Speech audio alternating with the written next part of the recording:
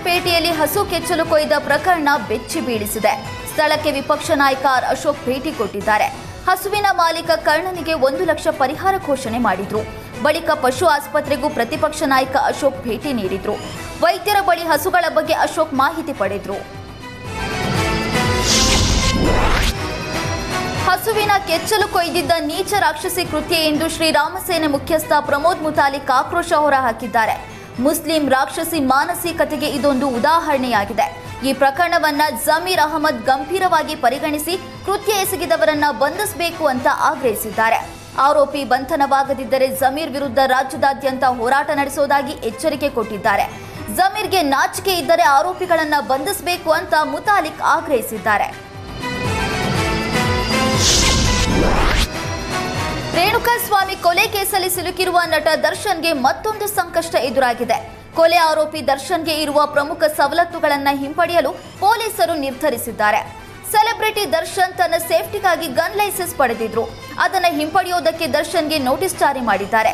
ನಿಮ್ಮ ಬಳಿ ಇರುವ ಗನ್ ಲೈಸೆನ್ಸ್ ಯಾಕೆ ರದ್ದು ಮಾಡಬಾರದು ಅಂತ ಉತ್ತರಿಸುವಂತೆ ನೋಟಿಸ್ ಜಾರಿ ಮಾಡಿದ್ದಾರೆ. ಕೊಲೆ ಪ್ರಕರಣದ ಆರೋಪಿಯಾಗಿದ್ದು ಸಾಕ್ಷಿಗಳಿಗೆ ಬೆದರಿಕೆ ಸಾಧ್ಯತೆ ಇರೋದ್ರಿಂದ ಪೊಲೀಸರು ಈ ನಿರ್ಧಾರಕ್ಕೆ ಬಂದಿದ್ದಾರೆ.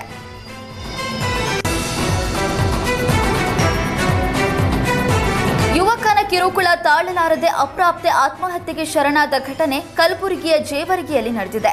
8ನೇ ತರಗತಿ ಓದುತ್ತಿದ್ದ 14 ವರ್ಷದ ಅಪ್ರಾಪ್ತೆ ಶಾಲೆಗೆ ಹೋಗುವಾಗ ಆಟೋ ಚಾಲಕ ಮೆಹಬೂಬ್ ಎಂಬಾತನನ್ನ ಪ್ರೀತಿಸುವಂತೆ ಪೀಡಿಸ್ತಾ ಇದ್ದಂತೆ. ಯುವಕನ ಕಿರುಕುಳ ತಾಳಲಾರದೆ ಅಪ್ರಾಪ್ತೆ ನೇಣು ಬಿಗಿದುಕೊಂಡು ಆತ್ಮಹತ್ಯೆಗೆ ಶರಣಾಗಿದ್ದಾಳೆ. ಲವ್ ಜಿಹಾದ್ಗಾಗಿ ಕಿರುಕುಳ ಕೊಡಲಾಗಿದೆ ಎಂದು ಆರೋಪಿಸಿ ಜೇವರ್ಗಿ ಪಟ್ಟಣದಲ್ಲಿ ಪ್ರತಿಭಟನೆ ನಡೆಸಲಾಗಿದೆ. ಅಖಿಲ ಭಾರತ ವೀರಶೈವ ಲಿಂಗಾಯತ ಸಮಾಜ ಪ್ರತಿಭಟನೆ ನಡೆಸಿದೆ. ಕೂಡಲೇ ಆರೋಪಿಯನ್ನ ಬಂಧಿಸುವಂತೆ ಆಗ್ರಹಿಸಿದ್ದಾರೆ. ಸಿಎಂ ಹೆಸರಲ್ಲೇ ಸೈಬರ್ ಖದೀಮರು ಮೋಸ ಮಾಡ್ತಾ ಇರುವಂತದ್ದು ಬೆಳಕಿಗೆ ಬಂದಿದೆ. ಫೇಸ್ಬುಕ್ನಲ್ಲಿ ಸಿಎಂ ಫೋಟೋ ಹಾಕಿ ಗಾಳ ಹಾಕ್ತಿದ್ದಾರೆ. ಹೊಸ ವರ್ಷಕ್ಕೆ ಫ್ರೀ ರೀಚಾರ್ಜ್ ಎಂದು ಲಿಂಕ್ನಲ್ಲಿ ಸಿಎಂ ಫೋಟೋ ಹಾಕಿ ವೈರಲ್ ಮಾಡ್ತಿದ್ದಾರೆ. ಬಾಗಲಕೋಟೆಯಲ್ಲೂ ಸಿಎಂ ಹೆಸರಿನಲ್ಲಿ ಮೆಸೇಜ್ ಹರಿದಾಡ್ತಾ ಇದೆ. ಸಿಎಂ ಹೆಸರಲ್ಲೂ ಆನ್ಲೈನ್ ವಂಚಕರು ಮೋಸಕ್ಕೆ ಇಳಿದಿದ್ದಾರೆ. ಆದ್ರಿಂದ ಆನ್ಲೈನ್ ವಂಚನೆ ಬಗ್ಗೆ ಹುಷಾರಾಗಿರುವಂತೆ ಬಾಗಲಕೋಟೆ ಎಎಸ್ಪಿ ಪ್ರಸನ್ನ ದೇಸಾಯಿ ತಿಳಿಸಿದ್ರು. ಚಿತ್ರದುರ್ಗ ಜಿಲ್ಲೆ ಮೊಳಕಾಲ್ಮೂರು ಪಟ್ಟಣದಲ್ಲಿ ಫರ್ನಿಚರ್ ವ್ಯಾಪಾರಿ ಅನ್ವರ್ ಬಾಷಾಗೆ ನಕಲಿ ಚಿನ್ನ ನೀಡಿ ವಂಚನೆಗೆ ಯತ್ನಿಸಿದ ಆರೋಪಿಯನ್ನ ಪೊಲೀಸರು ಬಂಧಿಸಿದ್ದಾರೆ. ವಿಜಯಪುರದಲ್ಲಿ ಮನೆ ನಿರ್ಮಾಣ ವೇಳೆ ಚಿನ್ನ ಸಿಕ್ಕಿತ್ತು ಅಂತ ಕತೆ ಕಟ್ಟಿದ್ದಾನೆ. ಬೆಂಗಳೂರು ಮೂಲದ ದೇವಿಲಾಲ್ 30 ಲಕ್ಷಕ್ಕೆ 2 ಕೆಜಿ ಚಿನ್ನದ ಸರ ನೀಡೋದಾಗಿ ವಂಚನೆಗೆ ಯತ್ನಿಸಿದ್ದಾನೆ. ಈ ವೇಳೆ ಅನುಮಾನಗೊಂಡ ಅನ್ವರ್ ಬಾಷಾ ಪೊಲೀಸರಿಗೆ ಮಾಹಿತಿ ನೀಡಿದ್ದಾನೆ. ಬಳಿಕ ಆರೋಪಿಯನ್ನ ಪೊಲೀಸರು ಬಂಧಿಸಿದ್ದಾರೆ. ಆರೋಪಿ ದೇವಿಲಾಲ್ನನ್ನ ಮೊಳಕಾಲ್ಮೂರು ಠಾಣೆ ಪೊಲೀಸರು ಬಂಧಿಸಿದ್ದಾರೆ.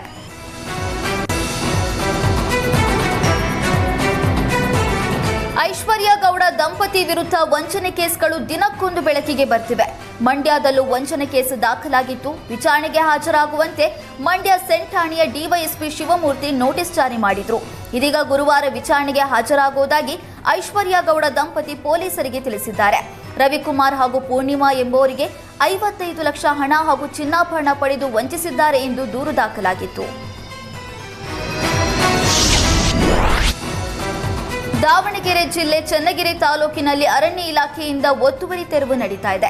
3,000 ಅಡಿಕೆ ಮತ್ತು ಬಾಳೆ ಸೇರಿದಂತೆ 15 ಎಕರೆಯನ್ನ ಅರಣ್ಯ ಇಲಾಖೆ ವಶಕ್ಕೆ ಪಡೆದಿದೆ. ಹಲವು ವರ್ಷಗಳಿಂದ ಅರಣ್ಯ ಪ್ರದೇಶ ಒತ್ತುವರಿ ಮಾಡಿ ಸಾಗುವಳಿ ಮಾಡ್ಕೊಂಡು ಬಂದಿದ್ದ ರೈತರು ಈಗ ಕಂಗಾಲಾಗಿದ್ದಾರೆ.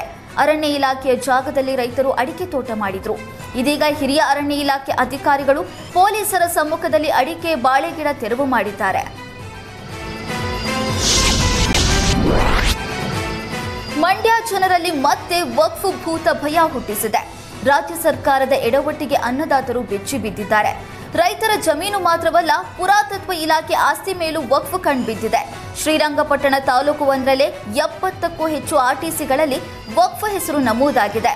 ಬಾಬರಾಯನ ಕೊಪ್ಪಾಲು ಗ್ರಾಮದ 50ಕ್ಕೂ ಹೆಚ್ಚು ರೈತರ ಆರ್ಟಿಸಿಗಳಲ್ಲಿ ವಕ್ಫ್ ಹೆಸರು ಬಂದಿದೆ. ಕಲಂ 11ರಲ್ಲಿ ಕರ್ನಾಟಕ ರಾಜ್ಯ ವಕ್ಫ್ ಮಂಡಳಿ ಎಂದು ನಮೂದಾಗಿದೆ. ಸದ್ಯ ವಕ್ಫ್ ಹೆಸರು ನಮೂದಾಗಿರೋದ್ರಿಂದ ರೈತರು ಆತಂಕದಲ್ಲಿದ್ದಾರೆ. ರೈತರ ಪರವಾಗಿ ಬೃಹತ್ ಹೋರಾಟಕ್ಕೆ ವಿವಿಧ ಸಂಘಟನೆಗಳು ಸಜ್ಜಾಗಿದೆ. ಜನವರಿ 20ರಂದು ಶ್ರೀರಂಗಪಟ್ಟಣ ಸ್ವಯಂ ಪ್ರೇರಿತ ಬಂದ್ಗೆ ಕರೆ ಕೊಟ್ಟಿದೆ. ಹಾವೇರಿಯ ದೇವಗಿರಿ ಇಂಜಿನಿಯರಿಂಗ್ ವಿದ್ಯಾರ್ಥಿಗಳ ಗೋಳಾಟ ಕೇಳೋರೇ ಇಲ್ಲ.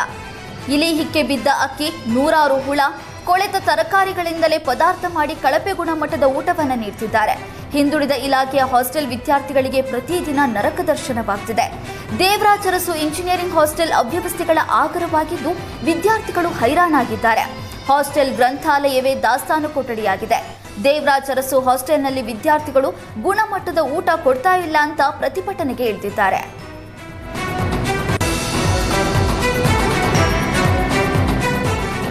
ಸರ್ಕಾರ ಹಾಗೂ ಸಾರಿಗೆ ನೌಕರರ ನಡುವೆ ವೇತನ ಜಟಾಪಟಿ ಮುಂದುವರೆದಿದೆ. ವೇತನ ಪರಿಷ್ಕರಣೆ ಸಂಬಂಧ ಶೀಘ್ರ ಸಭೆ ನಡೆಸುವಂತೆ ಸಿಎಂ ಸಿದ್ದರಾಮಯ್ಯಗೆ ಸಾರಿಗೆ ನೌಕರರು ಸಂಘಟನೆ ಪತ್ರವನ್ನು ಬರೆದಿದೆ. ಸಿಎಂ ಭರವಸೆಯಿಂದಲೇ ಡಿಸೆಂಬರ್ 31ರಂದು ನಡೆಯಬೇಕಿದ್ದ ಸಾರಿಗೆ ನೌಕರರ ಮುಷ್ಕರವನ್ನ ವಾಪಸ್ ಪಡೆದಿದ್ರು. ಜನವರಿ 15ರ ನಂತರ ಬೇಡಿಕೆ ಈಡೇರಿಸುವುದಾಗಿ ಭರವಸೆ ಕೊಟ್ಟಿದ್ರು. ಆದರೆ ಈವರೆಗೂ ಸಭೆ ದಿನಾಂಕವನ್ನೇ ನಿಗದಿ ಮಾಡಿಲ್ಲ ಎಂದು ಸಾರಿಗೆ ಇಲಾಖೆ ಸಂಘಟನೆ ಅಸಮಾಧಾನ ಹೊರಹಾಕಿದೆ. ಕೂಡಲೇ ಸೂಕ್ತ ದಿನಾಂಕ ನಿಗದಿ ಮಾಡುವಂತೆ ಜಂಟಿ ಕ್ರಿಯಾ ಸಮಿತಿ ಪತ್ರ ಬರೆದಿದೆ.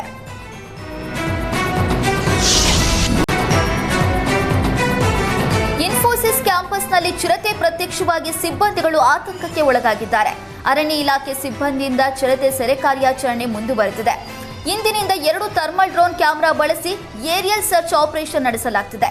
ಅರಣ್ಯ ಇಲಾಖೆಯ 70 ಸಿಬ್ಬಂದಿ, ಇನ್ಫೋಸಿಸ್ನ 70 ಸಿಬ್ಬಂದಿ ತಂಡ ಕಾರ್ಯಾಚರಣೆಯಲ್ಲಿ ನಿರತರಾಗಿದ್ದಾರೆ.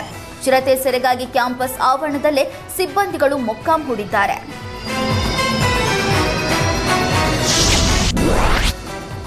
ಕೋಲಾರದಲ್ಲಿ ಚಿರತೆ ಪ್ರತ್ಯಕ್ಷವಾಗಿದ್ದು ಸ್ಥಳೀಯರು ಭಯಭೀತರಾಗಿದ್ದಾರೆ. ಬುಸನಹಳ್ಳಿ ಗ್ರಾಮದ ಸಮೀಪ ಚಿರತೆ ರಸ್ತೆ ದಾಟ್ತಾ ಇರುವ ದೃಶ್ಯ ಸ್ಥಳೀಯರ ಮೊಬೈಲ್ನಲ್ಲಿ ಸೆರೆಯಾಗಿದೆ. ಕೋಲಾರ ವಲಯ ಅರಣ್ಯಾಧಿಕಾರಿಗಳಿಗೆ ಗ್ರಾಮಸ್ಥರು ಮಾಹಿತಿ ನೀಡಿದ್ದಾರೆ. ಕಳೆದ ವಾರ ಅಂತರ್ಗಂಗೆ ಬೆಟ್ಟದಲ್ಲಿ ಚಿರತೆ ಪ್ರತ್ಯಕ್ಷವಾಗಿತ್ತು. ಈಗ ಮತ್ತೊಮ್ಮೆ ಚಿರತೆ ಕಂಡು ಗ್ರಾಮಸ್ಥರು ಭೀತಿಗೊಂಡಿದ್ದಾರೆ. ಚಿರತೆ ಸೆರೆ ಹಿಡಿಯುವಂತೆ ಅರಣ್ಯ ಇಲಾಖೆಗೆ ಗ್ರಾಮಸ್ಥರು ಒತ್ತಾಯಿಸಿದ್ದಾರೆ. ಬಳ್ಳಾರಿಯಲ್ಲಿ ಮನೆ ಬೀಗ ಮುರಿದು ಕಳ್ಳತನ ಮಾಡ್ತಾ ಇದ್ದ 21 ವರ್ಷದ ಇಸ್ಮಾಯಿಲ್ನನ್ನ ಬಳ್ಳಾರಿ ಗ್ರಾಮೀಣ ಠಾಣೆ ಪೊಲೀಸರು ಬಂಧಿಸಿದ್ದಾರೆ. 4 ಕಳ್ಳತನ ಪ್ರಕರಣದಲ್ಲಿ ಭಾಗಿಯಾಗಿದ್ದ ಆರೋಪಿ ಇಸ್ಮಾಯಿಲ್ ಬಳಿ 1.78 ಮೌಲ್ಯದ ಚಿನ್ನಾಭರಣ ವಶಕ್ಕೆ ಪಡೆದಿದ್ದಾರೆ. ಮನೆಗೆ ಕನ್ನ ಹಾಕ್ತಾ ಇದ್ದ ಖತರ್ನಾಕ್ ಚಿನ್ನಾಭರಣ, ನಗದು, ಬೆಳ್ಳಿಯನ್ನ ಕಳ್ಳತನ ಮಾಡಿ ಎಸ್ಕೇಪ್ ಆಗ್ತಾ ಇದ್ದ. ಇದೀಗ ಕಿಲಾಡಿ ಕಳ್ಳನನ್ನ ಪೊಲೀಸರು ಹೆಡೆಮುರಿ ಕಟ್ಟಿದ್ದಾರೆ.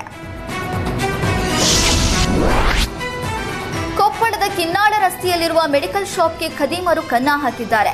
ಮೆಡಿಕಲ್ ಶಾಪ್ನಲ್ಲಿದ್ದ 10,000 ಹಣವನ್ನ ಕದ್ದೊಯ್ದಿದ್ದಾರೆ. ಸೆಟರ್ ಮುರಿದು ಕಳ್ಳತನ ಮಾಡಿದ ಖದೀಮರ ಕೈಚಳಕ ಸಿಸಿ ಕ್ಯಾಮೆರಾದಲ್ಲಿ ಸೆರೆಯಾಗಿದೆ. ಸರಣಿ ಕಳ್ಳತನಕ್ಕೆ ಯತ್ನಿಸಿದ್ದು, ಆದರೆ ಅದೇ ಸಮಯದಲ್ಲಿ ಪೊಲೀಸರು ರೌಂಡ್ಸ್ಗೆ ಬಂದಿದ್ದಾರೆ. ಪೊಲೀಸರನ್ನ ಕಂಡು ಕಳ್ಳತನ ಮಾಡಿದ ಖದೀಮರು ಎಸ್ಕೇಪ್ ಆಗಿದ್ದಾರೆ. ಮೆಡಿಕಲ್ ಶಾಪ್ ಕಳ್ಳತನಕ್ಕೂ ಮುನ್ನ ನಂದಿನಿ ಪಾರ್ಲರ್, ಹೋಟೆಲ್ ಕಳ್ಳತನಕ್ಕೆ ಖದೀಮರು ಯತ್ನ ನಡೆಸಿದ್ರು. ರಾಜ್ಯ ಮಟ್ಟದಲ್ಲಿ ಮಾತ್ರವಲ್ಲ, ವಿಜಯನಗರ ಜಿಲ್ಲಾ ಮಟ್ಟದಲ್ಲಿಯೂ ಕಾಂಗ್ರೆಸ್ನಲ್ಲಿ 2 ಬಣಗಳ ಮಧ್ಯೆ ಮುಸುಕಿನ ಗುದ್ದಾಟ ಶುರುವಾಗಿದೆ. ವಿಜಯನಗರ ಜಿಲ್ಲಾಧ್ಯಕ್ಷ ಸಿರಾಜ್ ಮತ್ತು ಹಗರಿಬೊಮ್ಮನಹಳ್ಳಿ ಮಾಜಿ ಶಾಸಕ ಭೀಮಾ ನಾಯ್ಕ್ನ 2 ಬಣಗಳ ಮಧ್ಯೆ ವಿಡಿಯೋ ವಾರ್ ಶುರುವಾಗಿದೆ. ಉಸ್ತುವಾರಿ ಸಚಿವ ಜಮೀರ್ ಜಿಲ್ಲಾಧ್ಯಕ್ಷನ ಮಾತು ಕೇಳದೆ ಮಾಜಿ ಶಾಸಕ ಭೀಮಾ ನಾಯ್ಕ್ ಮಾತನ್ನ ಮಾತ್ರ ಕೇಳ್ತಾ ಇದ್ದಾರೆ ಎಂದು ಸಿರಾಜ್ ಆರೋಪಿಸಿದ್ರು. ಅಲ್ಲದೆ ಕಾರ್ಯಕ್ರಮವೊಂದರಲ್ಲಿ ಸಚಿವ ಜಮೀರ್ ತನ್ನ ಕಾರಲ್ಲಿ ಜಿಲ್ಲಾಧ್ಯಕ್ಷ ಸಿರಾಜ್ ಶೇಖ್ ಬದಲು ಭೀಮಾ ನಾಯ್ಕ್ರನ್ನ ಕರೆದು ಹೋಗಿದ್ರು. ಈ ವೇಳೆ ಸಚಿವ ಜಮೀರ್ಗೆ ಸಿರಾಜ್ ಶೇಖ್ ಅವಾಚ್ಯ ಶಬ್ದಗಳಿಂದ ನಿಂದಿಸಿದ್ರು. ಆ ವಿಡಿಯೋ ಈಗ ವೈರಲ್ ಆಗ್ತಿದೆ. ಇನ್ನು ವಿಡಿಯೋ ವೈರಲ್ ಮಾಡೋದ್ರ ಹಿಂದೆ ದುರುದ್ದೇಶದ ರಾಜಕೀಯ ಎಂದು ಸಿರಾಜ್ ಶೇಖ್ ಆರೋಪಿಸಿದ್ದಾರೆ. ಸಿಎಂ ಕುರ್ಚಿ ಫೈಟ್ಗೆ ವಿಪಕ್ಷ ನಾಯಕ ಅಶೋಕ್ ವ್ಯಂಗ್ಯವಾಡಿದ್ದಾರೆ. ಡಿಕೆಶಿ ಅವರ ಆಸ್ತಿ ಕೇಳಿದ್ದೀವಾ ಅಂತ ಪಕ್ಷದ ಅಧ್ಯಕ್ಷರಿಗೆ ಶಾಸಕರು, ಸಚಿವರು ಆವಾಸ್ ಹಾಕ್ತಿದ್ದಾರೆ.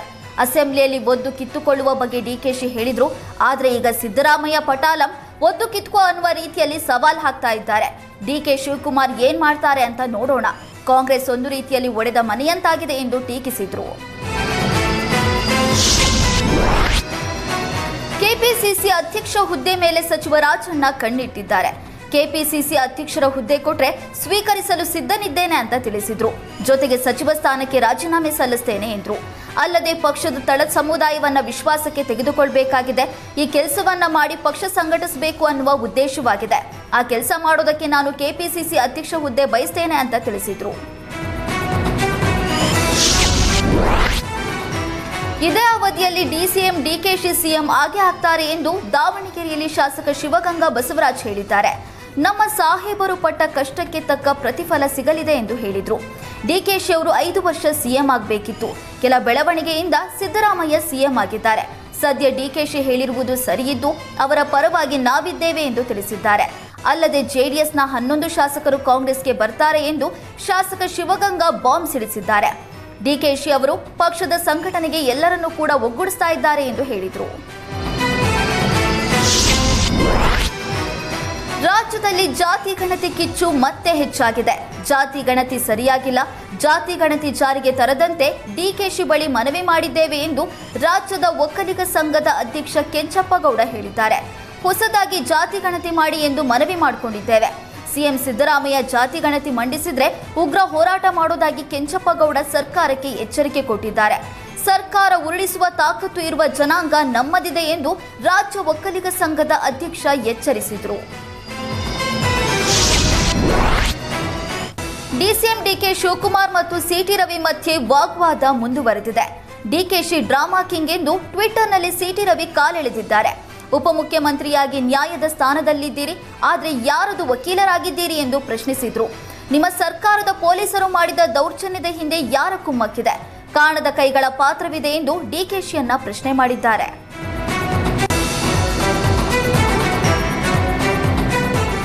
ಹಾಸನದಲ್ಲಿ ಜನ ಸ್ವಾಭಿಮಾನಿ ಸಮಾವೇಶ ಹೆಸರಲ್ಲಿ ಕಾಂಗ್ರೆಸ್ ನಡೆಸಿದ್ದ ಸಮಾವೇಶಕ್ಕೆ ಎಂಎಲ್ಸಿ ಸೂರಜ್ ರೇವಣ್ಣ ಟಾಂಗ್ ಕೊಟ್ಟಿದ್ದಾರೆ.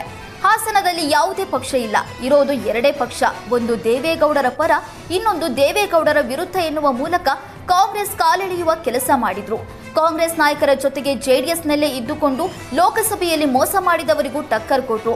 ನಾಯಿ ನರಿ ಕೆಟ್ಟವರ ಕಣ್ಣು ಅಂತ ನನಗೆ ದೃಷ್ಟಿ ತೆಗೆದ್ರು. ನಾನು ಮಹಿಳೆಯರ ಬಗ್ಗೆ ತಪ್ಪು ರೀತಿ ಮಾತಾಡ್ತಾ ಇಲ್ಲ, ಜೆಡಿಎಸ್ನಲ್ಲೇ ಇದ್ದು ಮೋಸ ಮಾಡಿದವರಿಗೆ ಹೇಳ್ತಾ ಇದ್ದೇನೆ ಅಂತ ಜೆಡಿಎಸ್ನ ಕೆಲ ನಾಯಕರಿಗೂ ಟಾಂಗ್ ಕೊಟ್ರು. ಹಾಸನದಲ್ಲಿ ಜೆಡಿಎಸ್ ಕಾರ್ಯಕರ್ತರಿಗೆ ತೊಂದರೆಯಾದರೆ ನನ್ನ ಗಮನಕ್ಕೆ ತರುವಂತೆ ಎಂಎಲ್ಸಿ ಸೂರಜ್ ರೇವಣ್ಣ ತಿಳಿಸಿದ್ದಾರೆ. ಯಾರು ಬರ್ತಾರೋ ಬಿಡ್ತಾರೋ, ಈ ಸೂರಜ್ ರೇವಣ್ಣ ಬರ್ತಾನೆ ಎಂದು ಅಭಯ ನೀಡಿದ್ದಾರೆ.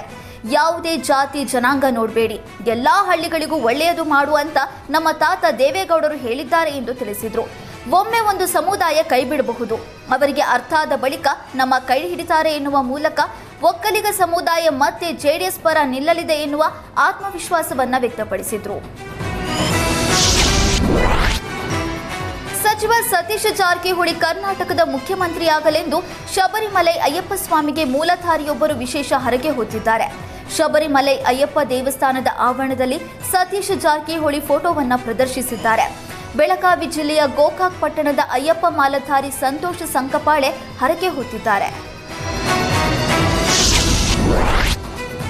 ಬಿಜೆಪಿ, ಕಾಂಗ್ರೆಸ್, ಜೆಡಿಎಸ್ ಎಲ್ಲಾ ಪಕ್ಷದಲ್ಲೂ ಬಣ ರಾಜಕೀಯ ಇದೆ ಎಂದು ಸಚಿವ ರಾಜಣ್ಣ ಹೇಳಿದ್ದಾರೆ. ಒಂದು ಪಕ್ಷದಲ್ಲಿ ಜಾಸ್ತಿ, ಮತ್ತೊಂದು ಪಕ್ಷದಲ್ಲಿ ಕಡಿಮೆ ಇರಬಹುದು ಅಷ್ಟೇ, ಆದರೆ ಎಲ್ಲಾ ಪಕ್ಷದಲ್ಲೂ ಬಣ ರಾಜಕೀಯ ಇದೆ. ಕಾಂಗ್ರೆಸ್ 1880ರಲ್ಲಿ ಪ್ರಾರಂಭ ಆದಾಗಲೇ ಬಣ ರಾಜಕೀಯ ಇತ್ತು. ಬಣ ರಾಜಕೀಯ ಪ್ರಜಾಪ್ರಭುತ್ವದ ದೃಷ್ಟಿಯಿಂದ ಒಳ್ಳೆಯದು ಅಂತ ಹೇಳಿದ್ದಾರೆ. ಸಿದ್ದರಾಮಯ್ಯ ಮತ್ತು ಡಿಕೆಶಿ ಮಧ್ಯೆ ಪವರ್ ಶೇರಿಂಗ್ ಆಗಿರೋದು ಗೊತ್ತಿಲ್ಲ ಎಂದಿದ್ದಾರೆ. ಅಂತಿಮವಾಗಿ ಹೈಕಮಾಂಡ್ ನಿರ್ಣಯ ಮಾಡಲಿದೆ ಅಂತ ಹೇಳಿದರು. ಡಿಸಿಎಂ ಡಿಕೆಶಿ ಮತ್ತು ಸಚಿವ ರಾಜಣ್ಣ ಮಧ್ಯೆ ಟಾಕ್ ವಾರ್ ಮುಂದುವರೆದಿದೆ. ಮುಖ್ಯಮಂತ್ರಿ ಆಗೋದಕ್ಕೆ ನನಗೆ ಯಾರ ಬೆಂಬಲವೂ ಬೇಡ ಎಂದಿದ್ದ ಡಿಕೆಶಿಗೆ ರಾಜಣ್ಣ ಟಾಂಗ್ ಕೊಟ್ಟಿದ್ದಾರೆ. ಸರ್ಕಾರ ರಚನೆಗೆ 113 ಶಾಸಕರು ಬೇಕು ಎಂಬುದು ಡಿಕೆಶಿ ಅವರ ಗಮನದಲ್ಲೂ ಇದೆ ಅನ್ನುವ ಮೂಲಕ ಟಕ್ಕರ್ ಕೊಟ್ಟಿದ್ದಾರೆ.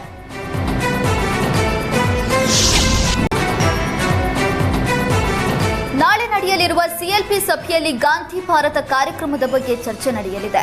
ಆದರೆ ಸಿಎಲ್ಪಿ ಸಭೆಯ ಅಜೆಂಡಾ ಇನ್ನೂ ಅಂತಿಮಗೊಂಡಿಲ್ಲ ಎಂದು ಸಚಿವ ಸಂತೋಷ್ ಲಾಡ್ ತಿಳಿಸಿದ್ದಾರೆ.